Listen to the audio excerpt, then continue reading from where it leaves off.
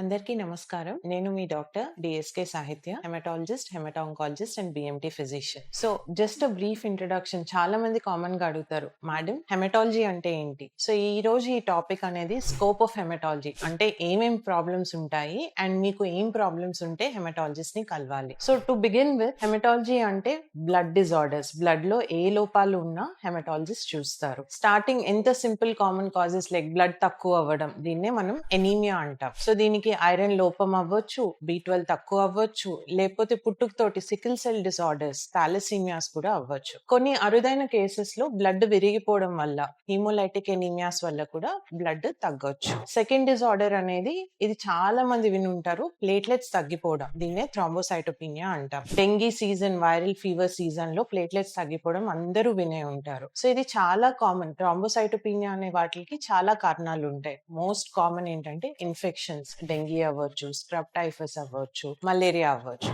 Next, infections కాకుండా platelets తగ్గడం immune thrombocytopenia, దీన్నే ఐటీపీ అంటాం. దీంట్లో మన బాడీలోనే ప్లేట్లెట్స్ విరిగిపోవడం జరుగుతూ ఉంటాయి. సో ప్లేట్లెట్స్ తగ్గినా మీ దగ్గరలో ఉన్న హెమటాలజిస్ట్ ని కలవండి. థర్డ్ డిసార్డర్ పాన్సైటోపినియా అంటాం. అంటే ఎర్ర రక్త కణాలు, తెల్ల రక్త కణాలు, ప్లేట్లెట్లు మూడు తగ్గిపోతే వీటినే పాన్సైటోపినియాస్ అనవచ్చు. యూజువల్ గా పాన్సైటోపినియాస్ అనేవి మనకి ఇన్ఫెక్షన్స్ ఉన్నా, B12 లోపాలున్నా, లేకపోతే అరుదైన కారణాలు లైక్ ఏ ప్లాస్టిక్ ఎనీమియా అంటే మన బోన్ మ్యారో ఫెయిల్ అయినా ఇలాంటి సిమ్టమ్స్ రావచ్చు. Fourth most common thing, blood cancers. ఏ కణాల్లో క్యాన్సర్స్ ఉన్నా హెమటాలజిస్టులు చూస్తారు. Acute leukaemias, chronic leukaemias, myelomas, lymphomas, myelodysplastic syndromes.